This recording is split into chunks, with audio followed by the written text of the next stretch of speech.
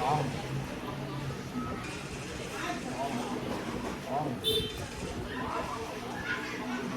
Ăn trong chốc tóc luôn. Nhìn nó nào. Nhìn đâu nè. Nhìn đâu nè ba. Một chén thảy vô nhiêu ăn hết nhiêu luôn. Ừ thì anh thảy vô cho nó ăn đó. Hết chén rồi nè.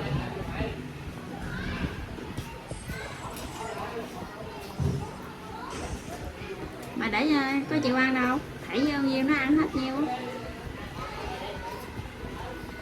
Hết chén luôn rồi.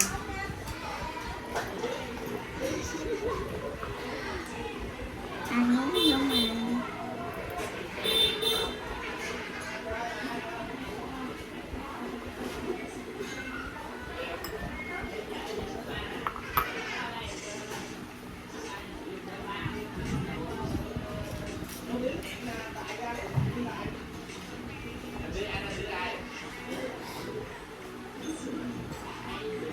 Trong chén thì không chịu ăn,